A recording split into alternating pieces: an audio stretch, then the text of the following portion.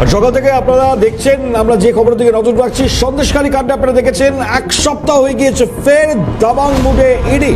শঙ্কর শাহজাহানের পর এবার সুজিত বসুর বাড়িতে ইডি। দমকল মন্ত্রী ছাড়াও বিধায়ক তাপস রায়, তার বাড়িতে চলছে তল্লাশি। ইডির হাতে রয়েছে গোপন তালিকা, আর সেই তালিকায় মন্ত্রী সুজিত বসু সহ একাধিক মন্ত্রীর বিধায়কের নাম, মন্ত্রীর ব্যাংক অ্যাকাউন্ট, ব্যবসার তথ্য রয়েছে ইডির হাতে। পাশাপাশি প্রাক্তন পুরপ্রধান সুবোধ চক্রবর্তী, তার বাড়িতেও চলছে তল্লাশি অভিযান। স্বাভাবিকভাবেই সকাল থেকে এখনো পর্যন্ত 5.5 ঘন্টারও বেশি সময়, প্রায় 6 ঘন্টার কাছাকাছি সময় অতিক্রান্ত। এই মুহূর্তে কিন্তু তল্লাশি অভিযান চলছে। ইডির হাতে পৌঁছিয়েছে গোপন তালিকা এবং একযোগে আপনারা দেখতে পাচ্ছেন যেভাবে তল্লাশি অভিযান চলছে। বিধায়ক তাপস রায়, মন্ত্রী সুজিত বসু এবং প্রাক্তন পুরপ্রধান সুবোধ চক্রবর্তী, 3 জায়গায় 3 বাড়িতে ইতিমধ্যেই তল্লাশি অভিযান চলছে। আমরা স্বাভাবিকভাবেই তল্লাশি অভিযান সম্বন্ধে যেমন একদিকে ছবিও দেখাচ্ছি, দেখতেই পাচ্ছেন সুজিত বসুর যে 2টি বাড়ি রয়েছে সেই 2টি বাড়ি, পাশাপাশি তাপস রায়ের বাড়ি এবং সুবোধ চক্রবর্তীর বাড়ি, একযোগে এই মুহূর্তে কিন্তু তল্লাশি অভিযান চলছে। এবং প্রত্যেকে তাৎপর্যপূর্ণ আরও ছবি আপনারা দেখেছেন, কেন্দ্রীয় বাহিনীর সংখ্যা বেড়েছে এবং অবৈধ জমায়েত যদি কোনো জায়গায় হয়, বিশেষ করে আমরা দেখতে পেয়েছি সুজিত বসুর বাড়ির সামনে, সেখান থেকেও কিন্তু যখনই জমায়েত হচ্ছিল একেবারে লাঠি উঁচিয়ে হটিয়ে দেওয়া হয়েছে সেই জমায়েত। কেন্দ্রীয় বাহিনীর তৎপরতা, পুলিশের তৎপরতা আজকে লক্ষ্য করা যাচ্ছে। একই সঙ্গে আমরা তাপস রায়ের বাড়ির ঠিক উল্টো দিকে দেখতে পেয়েছিলাম পুলিশও রয়েছে, একই সঙ্গে কেন্দ্রীয় বাহিনী এবং সুবোধ চক্রবর্তীর বাড়ি, সেখানেও কিন্তু ইতিমধ্যেই আমরা দেখতে পাচ্ছি তল্লাশি অভিযান চলছে এবং কেন্দ্রীয় বাহিনীও রয়েছে। খুব স্বাভাবিকভাবে আজকে এই মুহূর্তে আলোচনার জায়গা কতটা তাৎপর্যপূর্ণ হতে চলেছে এই অভিযান। কোন সাংকেতিক যে চিহ্ন পাওয়া গিয়েছে, কোড পাওয়া গিয়েছে অয়ন তার মন্তব্যের মাধ্যমে, সেগুলোকে ক্র্যাক করা গিয়েছে এবং তাতেই নামগুলো সামনে এসছে। আমাদের সঙ্গে আমাদের চিফ রিপোর্টার সত্যজিৎ মুখোপাধ্যায় এই মুহূর্তে রয়েছেন আমাদের সঙ্গে নিউজ রুম থেকে, অফিস স্টুডিও থেকে সরাসরি সত্যজিৎ দেখায় চলে যাওয়ার চেষ্টা করবো। সত্যজিৎ, একযোগে এই অভিযান একেবারে সকাল থেকে শুরু হয়েছে, কতটা তাৎপর্যপূর্ণ হতে চলেছে যত সময় এগোবে? দেখো, দুটো বিষয় মনিময়। সেটা হলো, তুমি একটু আগে বললে যে 6.5 ঘন্টা অতিক্রান্ত, একদমই ঠিক। এবং যে তথ্য আসছে যে আরও সময় গড়াতে পারে, সেটা দীর্ঘায়িত হতে পারে। এবং আজকে কি এনফোর্সমেন্ট ডাইরেক্টরেটের জালে কোনো বড় মাছ উঠতে চলেছে, সেটা প্রশ্নই থাক, সময় হতে তার উত্তর দিয়ে দেবে। আমরা আগাম কোনো মন্তব্য করছি না, তবে যেটা বলার চেষ্টা করব যে একটু আমাদের ঘুরে তাকাতে হবে। তার কারণ 2023-এর মার্চ মাসে এনফোর্সমেন্ট ডাইরেক্টরেটে গেছিল অয়নশীলের সল্টলেকের বাড়িতে অন্য একটি দুর্নীতির কানেকশন, এবং সেখানে প্রথম জানা যায় এই যে মিডলম্যান অয়নশীল, তার কাছ থেকে এই জকের ধন পাওয়া যায়, যেখান থেকে পুরো নিয়োগ দুর্নীতির তথ্য একে একে সামনে আসতে থাকে। এবং এনফোর্সমেন্ট ডাইরেক্টরেটের যে ডকুমেন্ট প্রথম পিএমএলএ কোর্টে জমা পড়েছিল, দর্শকদের মনে করিয়ে দেবো, সেই ডকুমেন্টে প্রথম নামই ছিল সাউথ দমদম অর্থাৎ দক্ষিণ দমদম, অর্থাৎ যেখানকার ভাইস চেয়ারম্যান ছিলেন সুজিত বসু। একই সঙ্গে নাম ছিল টাকি পুরসভার, কলকাতা কর্পোরেশন এবং দমদম, এই 4টে নাম প্রথমে ছিল। পরে তো অনেকগুলো পুরসভার নাম যুক্ত হয়েছে। একটা বিষয় বলা প্রয়োজন, যে একটা বিষয় আমরা বারে বারে শুনছি যে এনফোর্সমেন্ট ডাইরেক্টরেট তারা কেন গেল, বা কোনো রাজনৈতিক বিষয় থেকে অনেক মতামত আসছে, কিন্তু এনফোর্সমেন্ট ডাইরেক্টরেট থেকে যে ব্যাখ্যা আমরা তাদের বিভিন্ন মহল থেকে উঠে আসছে, ইডির বিভিন্ন আধিকারিকদের বক্তব্য, যে তথ্য আমরা পাচ্ছি, তাতে এটাই যে প্রথম যেটা আমরা বলছি গোপন তালিকা, সেটা হলো মাস্টার লিস্ট। অয়নশীলের কাছ থেকে তার কোডগুলোকে ডিকোড করা হয়েছিল, তার যে ডিজিটাল ডিভাইস এবং তার ল্যাপটপের থেকে একটা মাস্টার লিস্ট পাওয়া গেছিল। সেই লিস্টে 300 জনের আশেপাশে নাম রয়েছে। এই নামগুলোর অনেকগুলো নামই ক্যান্ডিডেটসদের, যারা অযোগ্য ক্যান্ডিডেট বা যারা পারসিউট করা হয়েছিল, যাদেরকে রেকমেন্ড করা হয়েছিল বা যাদের নাম বলা হয়েছিল, সুপারিশ করা হয়েছিল, এই ক্যান্ডিডেটদের নাম রয়েছে। ঠিক তেমনভাবেই ওই লিস্টেই রাজ্যের একাধিক মন্ত্রী, তুমি জানো আজকে দমকল মন্ত্রী সুজিত বসুর বাড়িতে যেমন এই তল্লাশি অভিযান চলে, তার নাম রয়েছে ওই লিস্টে। এছাড়াও রাজ্যের খুব হেভিওয়েট কয়েকজন মন্ত্রীর নাম রয়েছে বলে আমরা ইডি সূত্রে জানতে পারছি, যেহেতু এখনও নতুন করে ফার্দার রেড হচ্ছে না সেই সমস্ত জায়গায়, আমরা নামটা আপাতভাবে আগাম বলছি না। এছাড়া বিধায়কদের নাম রয়েছে, যেমন তাপসবাবুর নামও, অর্থাৎ বড়ানগরের বিধায়ক তাপস রায়ের নাম সেখানে আছে। এবার এই লিস্টটা কেন আমরা বলছি, এই লিস্টটা ইডির হাতে যে তথ্য আমরা পেয়েছি, দর্শকদের জন্য বলবো যে এই লিস্ট সুজিত বসুর যিনি দীর্ঘদিনের পার্সোনাল অ্যাসিস্ট্যান্ট নিতাই দত্ত, যিনি বর্তমানে দক্ষিণ দমদম পৌরসভার ভাইস চেয়ারম্যান, তার বাড়িতে যখন 2 মাস আগে এনফোর্সমেন্ট ডিরেক্টরেট তরফ থেকে যাওয়া হয়েছিল, তার বাড়ির তার কম্পিউটার এবং তার ডিভাইসগুলোকে ডিকোড করো, ঠিক এই লিস্টেই পাওয়া গেছে। এই লিস্ট, যে লিস্টটা এনফোর্সমেন্ট ডিরেক্টরেট অয়নশীলের হাত থেকে পেয়েছিল, তার কাছ থেকে পেয়েছিল, সেম লিস্ট পাওয়া গেছে এবং সেই লিস্টেও সেই একই নামগুলো রয়েছে, একই নাম, একই স্ট্রেচারে সমস্ত লেখাগুলো তারা পান। এরপর এটাকে ইডির ভাষায় বলা হয় করবোরেট করতে তারা গেছেন, তারা ব্যাপারটা মেলাতে গেছেন যে কতটা ঠিক, এবং এই মেলাতে গিয়ে যে বিষয়গুলো এনফোর্সমেন্ট ডিরেক্টরেট এই মুহূর্তে রাজ্যের বিধায়ক তাপস রায়, বরাহনগরের বিধায়ক, একই সঙ্গে মন্ত্রী সুজিত বসু এবং যিনি প্রাক্তন পুরপ্রধান, এই 3 জনের জন্যই অ্যাপ্লিকেবল। সেইটা হলো যে বিষয়গুলো তারা মিলিয়ে দেখতে চাইছেন। আমি মন্ত্রীকে ধরেই বলার চেষ্টা করছি, ইডি সূত্রে যে খবরটা আমরা পাচ্ছি, যে মন্ত্রীর প্রথম দেখা হবে তার অ্যাকাউন্ট ডিটেলসটা। অ্যাকাউন্ট ডিটেলসের মধ্যে কী কী আসবে, তার ব্যাংক অ্যাকাউন্টস কী আছে, কতগুলো আছে, একই সঙ্গে তিনি কোন কোন। একেবারে সত্যি, আমি একটু বিরত করি তোমাকে, আমি তোমার কাছে আসছি। প্রাক্তন পুলিশ কর্তা নজরুল ইসলাম আমাদের সঙ্গে টেলিফোন লাইনে রয়েছেন, স্যারকে অনেক স্বাগত জানাবো। এবং স্যার আমাদের সঙ্গে আমাদের চিফ রিপোর্টার সত্যজিৎ মুখোপাধ্যায় রয়েছেন, আপনাকে সরাসরি প্রশ্ন করবেন। সত্যজিৎ সাহেব, অনেক স্বাগত আপনাকে। সিএনএ যে বিষয়টা আসছে যে মন্ত্রী সুজিত বসু সহ একাধিক নেতা মন্ত্রী বাড়িতে এই মুহূর্তে এনফোর্সমেন্ট ডাইরেক্টরেট তারা গেছেন, তারা কিছু তথ্য মিলিয়ে দেখতে গেছেন, তল্লাশি অভিযান চলছে। জানা যাচ্ছে যে মন্ত্রী সুজিত বসু সহ বাকিদের ব্যাংক অ্যাকাউন্ট ডিটেলস এবং টেকনিক্যাল ডিভাইসগুলোকে খতিয়ে দেখার চেষ্টা করছেন ইডি কর্তারা। নজরে অর্থাৎ মন্ত্রী সুজিত বসুর ব্যাংক অ্যাকাউন্টগুলো রয়েছে, কি হতে পারে?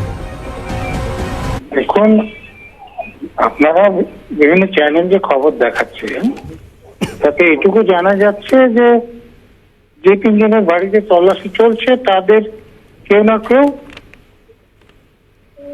কোনো না কোনো মিউনিসিপ্যালিটির পদে ছিলেন এবং পুরো নিয়োগ দুর্নীতির জন্য তাদের বিরুদ্ধে তদন্ত চলছে। তো পুরো নিয়োগে তো আমরা জেনেছি যে কিভাবে সেখানে চাকরিগুলো বিক্রি করা হয়েছে। তো যারা পদে ছিলেন তারা মানে বৈধ আয়ের বাইরে কিছু রোজগার করেছেন কিনা বা তার কোনো ট্রেল কিছু পাওয়া যায় কিনা সেটাই দেখবেন বলে আমার ধারণা। বলুন। ঠিক, অনেক ধন্যবাদ। আমাদের সঙ্গে ছিলেন প্রাক্তন পুলিশ কর্তা নজরুল ইসলাম। মণিময় খুব পরিষ্কারভাবে বললেন যে এই সমস্ত নেতামন্ত্রীরা খোলা বাজার থেকে কোন উপার্জন করেছেন কি খতিয়ে দেখতে গেছেন ইডি কর্তারা। সত্যির সঙ্গে থাকো, আমি আরো আসবো, কারণ বিস্তারিত তথ্য তোমার থেকে আমরা জানছি এবং দর্শকদেরকেও জানাচ্ছি কি হতে পারে, কি সম্ভাবনা, তত সময় বলবে। তবে সম্ভাবনার জায়গাগুলো কি হতে পারে তা নিয়েও আমরা আলোচনা করছি। আর ছোট্ট বিরতির পর ফিরছি, সঙ্গে থাকো। এবং যে খবর থেকে নজর আমাদের রয়েছে, ফের দাবাগ মোড়ে ইডি, এবং আজ সকাল থেকে এই যে তদন্ত চলছে, তল্লাশি অভিযান চলছে, এবং তাতে যে 3 জন ব্যক্তিত্ব যাদের বাড়িতে ইতিমধ্যে পৌঁছিয়েছেন ইডি আধিকারিকরা, এখন সব থেকে বড় প্রশ্ন, আজকে কি কোনো বড় মাথা, তার কি কোনো গ্রেপ্তারি হবে, সেটা সময় বলবে ডেফিনেটলি। তবে আমরা আলোচনা করছি এই 3 গুরুত্বপূর্ণ ব্যক্তিত্ব যাদের বাড়িতে তল্লাশি অভিযান চলছে, কি পরিস্থিতি তৈরি হচ্ছে। আমাদের সঙ্গে চিফ রিপোর্টার সত্যজিৎ মুখোপাধ্যায় রয়েছেন। আমি আরও একবার সরাসরি চলে যাই।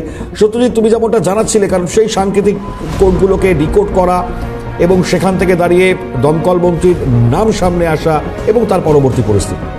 একদমই তাই, তুমি যে তথ্য জানাচ্ছিলে মণিময়, তাতে একটা বিষয় খুব পরিষ্কার হচ্ছে যে আজকে কি এনফোর্সমেন্ট ডিরেক্টরেটের যারা বড় মাছ উঠতে চলেছে, সময় তার উত্তর দেবে। কিন্তু যে বিষয়গুলো এই মুহূর্তে যে বিধায়ক তাপস রায়, যে প্রাক্তন চেয়ারম্যান সুবোধ চক্রবর্তী এবং মন্ত্রী নির্দিষ্টভাবে সুজিত বসু, তাদেরকে যে সমস্যা বা বলতেই পারো। আমি আরো একবার বিরত করছি তোমাকে। কংগ্রেস মুখপাত্র সৌম্য আইচ রয়েছেন টেলিফোন লাইনে। সৌম্যদা, স্বাগত সিএনএ আপনাকে। সত্যজিৎ আমাদের সঙ্গে রয়েছেন, আমাদের চিফ রিপোর্টার, আপনাকে প্রশ্ন করবেন। সত্যজিৎ।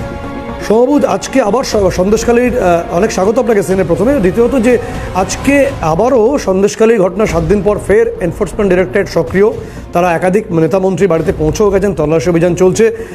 রাজনৈতিকভাবে শাসক দল বলছে এটা মানে একেবারে পলিটিক্যাল ভেন্ডাটা, একটা রাজনৈতিক প্রতিহিংসা, কি বলবেন?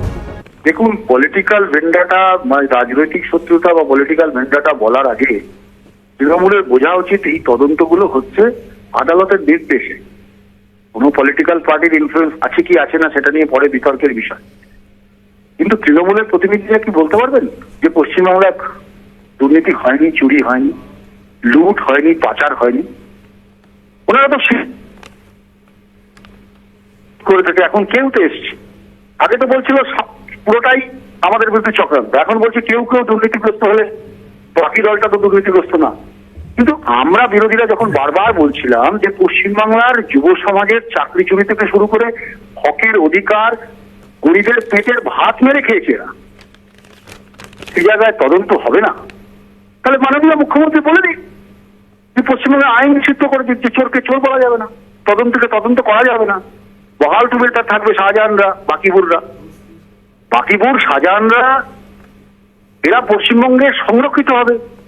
ঠিক। এখন তদন্ত করা মানে দোষী সাব্যস্ত হওয়া নয়, তদন্ত করা মানে তিনি চোর প্রমাণিত হয়ে গেলেন না। কিন্তু তদন্তই আমি করতে দেবো না, এ কোর্ট ও কোর্ট সে কোর্টে ঘুরে বেড়াবো, আর শুধু বাংলার মানুষকে বলবো চক্রান্ত, এদিনের শেষ আসতে চলেছে। ঠিক, অনেক ধন্যবাদ। আমাদের সঙ্গে ছিলেন সৌম্য আইচ, কংগ্রেস মুখপাত্র। যেটা সৌম্য বলছেন যে তদন্ত মানেই কেউ দোষী সাব্যস্ত হয়ে যাওয়া না। আমি সেই জায়গা থেকে বলবো যে আজকে যে এনফোর্সমেন্ট ডাইরেক্টরেট তদন্ত তারা করছেন, যে তাদের যে প্রক্রিয়া চালাচ্ছেন, সার্চ অ্যান্ড সিজার যে প্রক্রিয়া চলছে, তাতে এক্স্যাক্টলি সত্যজিৎ, সিপিআইএম সাংসদ বিকাশ রঞ্জন ভট্টাচার্য রয়েছেন টেলিফোন লাইনে। বিকাশ বাবুকে অনেক স্বাগত। সত্যজিৎ আমাদের চিফ রিপোর্টার সঙ্গে রয়েছেন। স্যার, আপনাকে প্রশ্ন করব। বিকাশ দা, আজকে যে ছবি আমরা দেখছি যে সন্দেশখালীর ঠিক 7 দিন পর ফের এনফোর্সমেন্ট ডাইরেক্টরেট সক্রিয়, তারা মন্ত্রীসহ একাধিক বিধায়কের বাড়িতে গেছেন।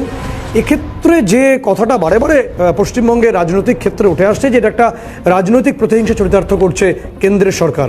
আপনারা তো বিরোধী ফোরামে আছেন, এটা বিশ্বাস করেন? দেখুন, তৃণমূল দলের এবং তৃণমূল সরকারের রাজনৈতিক কর্মসূচি যদি দুর্নীতি হয়, তাহলে দুর্নীতির বিরুদ্ধে লড়াইটাকে ওরা তো ষড়যন্ত্র বলবেই, এতে তো বিস্মিত হওয়ার কিছু নেই। সুতরাং যাদের রাজনৈতিক দুর্নীতি এবং গুন্ডামি, তাদের বিরুদ্ধে যারাই কথা বলবেন সুনীতি সুপ্রশাসন প্রতিষ্ঠার জন্য, তাদের মনে হবে রাজনৈতিক প্রতিহিংসা। এটা খুব স্বাভাবিক স্বতঃসিদ্ধ মতামত থাকে যারা দুর্নীতি করেন তাদের। আজকে তো এটা তার প্রমাণের অপেক্ষা রাখে না যে গোটা তৃণমূল দলটাই প্রশাসনের সাহায্য নিয়ে দুর্নীতি করেছেন। সেই জন্যই তারা তদন্ত বাহিনীর উপরে আক্রমণ করেন, মুখ্যমন্ত্রীও আক্রমণকারীকে প্রশ্রয় দেন, এটা পরিষ্কার। ঠিক, অনেক ধন্যবাদ। আমাদের সঙ্গে ছিলেন সিপিএম সাংসদ বিকাশ রঞ্জন ভট্টাচার্য। যে তদন্ত মানেই দোষী সাব্যস্ত না, বিকাশ দা আপনারা একই কথা বলছেন যে কোথাও একটা দুর্নীতির আবহ বঙ্গে চলছে এবং সেই আবহেই আজকে তদন্ত শুরু হয়েছে। আমি একটা বিষয় বলার চেষ্টা করব মনিময়, যে এই মুহূর্তে এনফোর্সমেন্ট ডাইরেক্টরেটের তরফে যেটা চেষ্টা করা হচ্ছে, যেটা অস্বস্তির মুখে রাজ্যের মন্ত্রী বিধায়কদের পড়তে হবে বলে মনে করছেন অনেকে, সেটা হলো এটাই যে এই মুহূর্তে মন্ত্রী সুজিত বসু, তিনি 2009 সাল থেকে তিনি উপপ্রধান ছিলেন দক্ষিণ দমদম। সেই সময় থেকে লাস্ট টার্ম অর্থাৎ 2020-21 সম্ভবত এই সময়টা হবে, এই 10-11 বছরে তিনি তার ব্যাংক অ্যাকাউন্টের ট্রানজাকশন কি, অর্থাৎ গোটা ট্রানজাকশনটা, ব্যাংকিং ডিটেলসটা, কোথায় কোথায় তিনি জীবন বীমা এই ধরনের তিনি বিনিয়োগ করেছেন বা তার ফিক্সড ডিপোজিট কী আছে এবং তিনি কোন কোন ক্ষেত্রে ব্যবসা করেছেন, ব্যবসায় কি বিনিয়োগ আছে, এই অ্যাকাউন্ট ডিটেলসগুলো এই মুহূর্তে চাওয়া হয়েছে বলে আমরা এনফোর্সমেন্ট ডাইরেক্টরেট সূত্রে জানতে পারছি। এবং তার পাশাপাশি তোমাকে আরও একটা জিনিস বলার চেষ্টা করব যে টেকনিক্যাল ডিভাইস হিসেবে, অর্থাৎ টেকনিক্যাল যেটা ডেভেলপমেন্ট আমরা পাচ্ছি, যে ওই বাড়িতে, দুটি বাড়িতে যাবতীয় যে কম্পিউটার, ল্যাপটপ বা পেন ড্রাইভ, সেগুলো এই মুহূর্তে এনফোর্সমেন্ট ডাইরেক্টরেট কর্তার হাতে নিয়ে নিয়েছেন। সেটা তাপস রায়ের ক্ষেত্রে প্রযোজ্য এবং একই সঙ্গে যিনি পুরপ্রধান রয়েছেন নর্থ দমদমের, তার ক্ষেত্রে প্রযোজ্য। এবং এই সমস্তগুলোকে নিয়ে তারা তথ্য মেলানোর চেষ্টা করছেন যে এই সময় মন্ত্রী সুজিত বোস কী কী ক্ষেত্রে বিনিয়োগ করেছিলেন, এবং যে তথ্য ইডির হাতে ইতিমধ্যে এসে পৌঁছেছে যে বেশ কিছু ভুতুরে কোম্পানি, ভুতুরে সংস্থা থেকে ঋণ দেখানো হয়েছিল। এই সংস্থাগুলো যেমন চার্টার্ড অ্যাকাউন্টেন্ট আছে বা স্টাফস আছে, কিন্তু এই কোম্পানিগুলো কোনো পরিষেবা নেই। দ্যাটস ওয়াই এই কোম্পানিগুলো ভুতুরে কোম্পানি। এই কোম্পানিগুলোর থেকে যে লোন কিভাবে নিলেন, এই সমস্ত বিষয় জানতে চাওয়া হবে। এক্ষেত্রে জানতে চাওয়ার শেষ পরিণতি কি কোনো বড় মাছ জালে উঠতে চলেছে, সেই প্রশ্নের উত্তর হতে এনফোর্সমেন্ট ডাইরেক্টরেট কর্তারাই একমাত্র দিতে পারবেন। একদমই, কতটা অস্বস্তি বাড়বে তাদের সবাই বলবে এবং কি হতে চলেছে তার দিকে আমাদেরও নজর থাকবে। অনেক ধন্যবাদ। আমাদের সঙ্গে আমাদের চিফ রিপোর্টার সত্যজিৎ মুখোপাধ্যায় সরাসরি ছিলেন নিউজ রুম থেকে, এবং অবশ্যই দেখবার বিষয়, কারণ দিনভর আজকে আমাদের নজর রয়েছে এই খবরের দিকে। পরবর্তী পরিস্থিতির আপডেটের জন্য তাই আপনাদেরও নজর থাকুক সিএনএন।